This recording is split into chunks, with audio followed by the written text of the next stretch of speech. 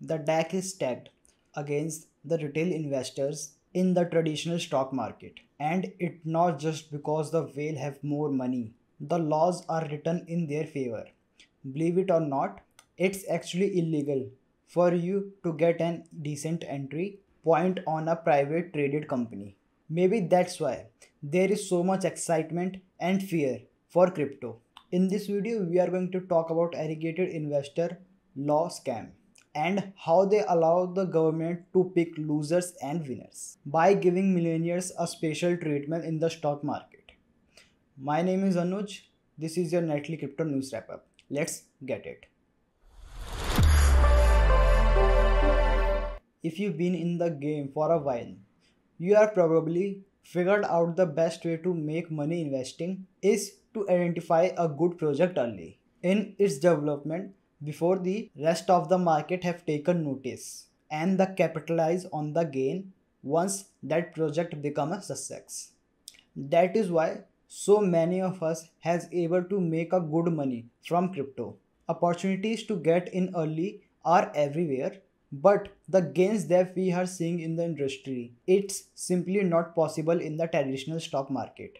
At least not for the average person investing in publicly traded companies. This is because the cards are stacked against the retail investors. We are legally prevented from access the private market and the other speculative investments. All of this, of course, for our own protection. The SEC and the other barricades in the Washington that we are too dumb and unsophisticated to make decisions with our own money. But they are happy to watch us buy overpriced bags from the hedge funds that they are allowed to cut the line. It sounds crazy, but actually the design of SEC aggregated investors law in order to make early stage investment in companies and ventures that aren't registered or regulated as securities. You need to be an accredited investor, which basically means you have to A. Work on a hedge fund, have a Series 7, 65 or 82 license. C. Be a millionaire. Or D. Have an income around at least $200,000.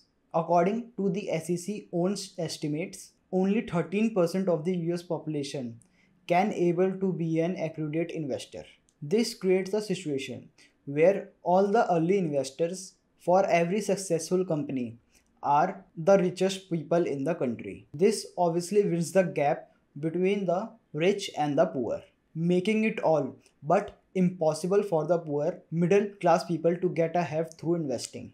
It's not like that their saving accounts will ever be able to catch up on the inflation, let alone the accredited investor that are allowed to get in early on companies with upside. These market dynamics are also make these stock weaker assets as well because large chunks of the supplies can be held in few hands. In other words, aggregated investor law make the supply of these stocks far more centralized than your run of the mill mutual fund. It puts more hand in the power of fewer people, both in the boardroom and in the market, where CVs and the other firm are nutritious for dumping on the retail, especially after the high profile IPOs. The SEC tells us that it's for our own good that we should wait for our betters to vet the appropriate investments before we, the pulps, can invest. Because otherwise, we will be buying in a scam and lost our all money. Newsflash, Dirty Gary, people lost their money on the stock market all the time through, and the SEC is never there for the retail investors. Many of the dramatic crashes that we have seen in the traditional stock market involves some of the most trusted companies of their time. Earlier this year, we saw the stock for Facebook crash 26% on the day, looking more like a meme coin more than a publicly traded company. Think back to the massive economic crash in 2008. Many of the firms went under. Beer Streams, AIG, and Lehman Brothers all had the full backing and support of the US government and the establishment media. We all saw how that's worked out. Retail investors and homeowners paid the price. while the institutions that caused the problem in the first place were all bailed out. This is because the stability of the system was more important than the lives of people. This is the whole idea behind the too big to fail excuse that were used to justify the bailout. The system was never working out for the little people through. Financial regulations that keep the system stable is actually keep the people poor. The idea that investors in the $1 million in the bank are more intelligent or capable on average is laughable. There are thousands of farmers, AC repairs, and other working class parents that are much better at balancing checkbook than a more hedge fund managers. But they aren't playing by the same rules. They don't have the same opportunities to better themselves. The besties over on All In podcast regularly take shots on the acceleration laws and break down how ridiculously they are. Really two easy ways to do it. One is have a test, and the other is on the roads we have a speed limit. So if you are a non-affluent person already, but you want to dabble in this, it's a very simple way to do it, Chamath. I propose have a written test, just like you can have a handgun or a car test, a driving test. And then how about you can deploy 10%? It's so incredible you just said this.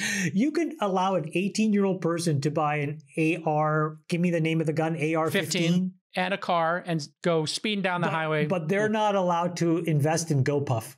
Yeah, no, they're not sophisticated. You can shoot the bullets in the air while you're going down the road. What is going on? Well, I mean, and there's no path to it. That's the frustrating part. Like in some places, it's hard to get a gun. You got to take a 8-hour test. Other places, you can just buy them on the wherever. You allow 18-year-olds. You can allow an 18-year-old to take psychedelics and marijuana legally. Yes. Open in a market. Buy a gun. But they are not allowed to edibles. buy secondary shares of Stripe.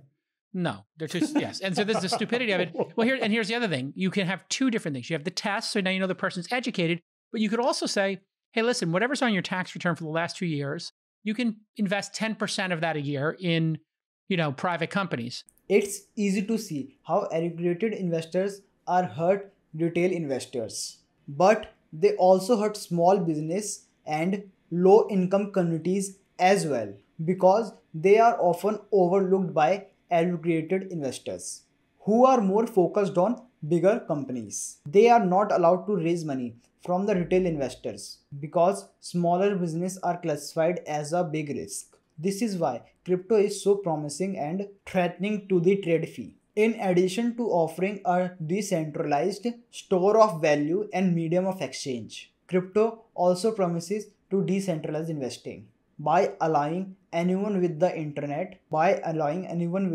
connection to make an early stage investment in the project with basically no barrier to entry aside from capital. This was one of the first major case used in the Ethereum. We had at the time ICOs or initial coin offerings with smart contracts on Ethereum. Teams were able to easily launch token and crowdfund their projects with small contribution from the retail investors around the world. They entirely bypassed accelerated investor law, allowed the average person good entry point on promising projects, regardless how much money they had in their bank accounts. As a result, a lot of people who never had the opportunity to build wealth were able to get rich very fast. Of course, a lot of people lost a lot of money too. But remember, this happens in the traditional stock market too. ICOs get a bad rap because there were a lot of cash grabs and rug pulls.